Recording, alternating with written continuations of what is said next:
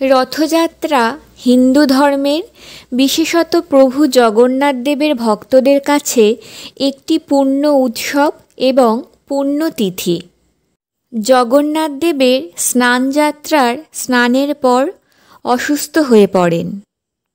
এই সময় প্রভু জগন্নাথ দেব ভক্তদের থেকে তিনি এই সময় চিকিৎসাধীন থাকেন।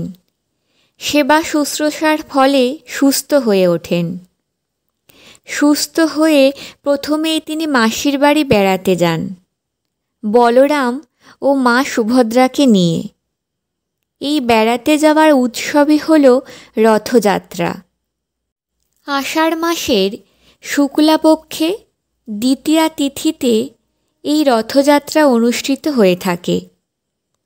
রথযাত্রার পুণ্যতিথিতে নিজ নিজ রথে প্রভু জগন্নাথ, বলরাম এবং মা সুভদ্রা বর্ণাঢ্য অনুষ্ঠানের মধ্যে দিয়ে শোভাযাত্রা সহকারে নিজ মন্দির থেকে মাসির বাড়িতে গমন করেন এক সপ্তাহের জন্য। রথযাত্রার দিনের সমস্ত সময় শুভ সময় হিসাবে ধরা হয়। এই দিন যে কোনো কাজ করাই শুভ মানা হয়। এই রথযাত্রার দিন কিছু নিয়ম মানলে আমাদের সংসারে শ্রীবৃদ্ধি ঘটে এবং আর্থিক উন্নতি ঘটে। চলুন জেনে নেওয়া যাক কী কী সেই নিয়ম। রথযাত্রার দিন গঙ্গা স্নান করা অত্যন্ত শুভ। রথযাত্রার পুণ্যতিথিতে আপনার সংসারে শ্রীবৃদ্ধি চাইলে ভোরবেলা ঘুম থেকে উঠুন এবং সকাল সকাল গঙ্গা স্নান সেরে নিন। গঙ্গা স্নান যদি সম্ভব না হয় তাহলে ঘরে স্নানের জলে কিছুটা গঙ্গা জল মিশিয়ে সেই জলে স্নান করুন। স্নান সেরে শুদ্ধ বস্ত্র পরিধান করুন। এরপর হলুদ ও সাদা ফুল ও মিষ্টি দিয়ে জগন্নাথ দেবের মূর্তি সাজিয়ে পূজা করুন ভক্তি ভরে। হিন্দু শাস্ত্র মতে রথের দড়ি টানলে পুণ্য লাভ হয়। শাস্ত্রমতে রথযাত্রার পুণ্যতিথিতে যে কোনো শুভ কাজ করা, জীবনে সুখ শান্তি বজায় রাখতে রথযাত্রার দিন জগন্নাথ দেবের ব্রত করা প্রয়োজন। বাড়িতে নারায়ণ থাকলে তার সামনেও এই ব্রত পালন করা যায়। রথের দিন জগন্নাথ দেবের মন্দিরে ঘিয়ের প্রদীপ জ্বালানো অত্যন্ত শুভ। এই দিন জগন্নাথ দেবের কাছে মনস্কামনা জানিয়ে 11 রকমের ফল এবং 11 রকমের মিষ্টি তাকে ভোগ হিসাবে দিন। এই দিন অবশ্যই রথ টানুন। যদি একান্ত রথ টানা সম্ভব না হয় তাহলে সুযোগ মতো রথের রশি স্পর্শ করুন এবং রথে একটি গোটা ফল রেখে দিন এবং মনস্কামনা জানান। শ্রী জগন্নাথ, বলরাম ও মা সুভদ্রার মূর্তিতে তুলসী এবং গোলাপের মালা দিন এবং প্রত্যেককে ভোগ হিসাবে একটি করে গোটা ফল দিন। এই দিন জগন্নাথ দেবকে ক্ষীর ভোগ হিসাবে দিন, কারণ জগন্নাথ দেবের ক্ষীর অত্যন্ত প্রিয় একটি খাবার। ভোগে অবশ্যই তুলসী পাতা দেবেন। রথের দিন অবশ্যই যে কোনো একটি বৃক্ষজাতীয় গাছ লাগান, এতে গ্রহদোষ থেকে মুক্তি পাওয়া যায়। রথযাত্রার দিন অবশ্যই শিব অথবা বিষ্ণু মন্দিরে গিয়ে ফল দান করুন। এটি অত্যন্ত শুভ বলে মানা হয়। রথের দিন দান করতে ভুলবেন না।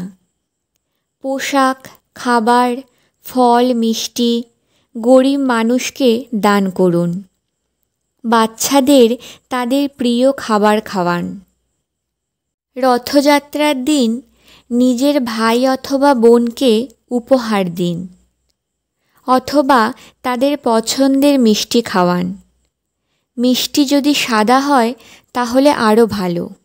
রথযাত্রার দিন শ্রী জগন্নাথ, বলরাম এবং মা সুভদ্রাকে নিজের হাতে যদি মালা গেঁথে পরানো যায় তাহলে তাদের আশীর্বাদ খুব সহজেই পাওয়া যায়। দুঃখ দুর্দশা কেটে যায় এবং মনস্কামনা পূর্ণ হয়। রথের দিন নিম পাতা দিয়ে স্নান করলে জীবনে সকল বাধা বিপত্তি কেটে যায় এবং শরীরের নেগেটিভ এনার্জি দূর হয়। রথের দিনে রথের সামনে দাঁড়িয়ে অবশ্যই জয় জগন্নাথ উচ্চারণ করলে পুণ্য অর্জন করা যায়। রথের দড়ি টানলে অথবা স্পর্শ করলেও পাপ ক্ষয় হয় এবং মানসিক শান্তি পাওয়া যায়। রথের দিন কিছু কিছু জিনিস খাওয়া থেকে বিরত থাকুন। যেমন রথযাত্রার দিন কলমি শাক খাবেন না। কলমি শাক খেলে জগন্নাথ দেব কুপিত হন এবং সংসারে অশান্তি নেমে আসে, আর্থিক অনটন শুরু হয়, দুঃখ দুর্দশা বেড়ে যায়। তাই এই দিন কলমি শাক খাবেন না। এই দিন পুঁই শাকও খাবেন না। তিতো জাতীয় খাবার খাওয়া থেকে বিরত থাকবেন। যেমন উচ্ছে, করলা, নিম পাতা, কুলের খাড়া, এই শাকপাতাগুলি খাওয়া থেকে বিরত থাকতে হবে। রথযাত্রার দিন আমিষ জাতীয় খাবার খাবেন না। যেমন ডিম, মাছ, মাংস এগুলি একেবারেই গ্রহণ করবেন না। আমিষ খেলে জগন্নাথ দেবের পুজো করলে কোনো ফল পাওয়া যায় না। এই দিন কোনো রকম নেশা জাতীয় দ্রব্য সেবন থেকে বিরত থাকবেন। এই কাজগুলি করতে পারলে সারা বছর জগন্নাথ দেবের আশীর্বাদ ও কৃপালাভ পাওয়া যায়। জীবন সংসার ভরে ওঠে, আর্থিক সমস্যা দূর হয় এবং সংসারে শ্রীবৃদ্ধি ঘটতে থাকে। তাই অবশ্যই এই নিয়মগুলি মেনে চলুন।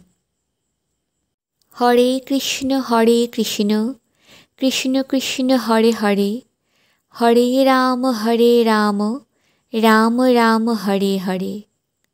কমেন্ট বক্সে অবশ্যই জয় জগন্নাথ লিখতে ভুলবেন না।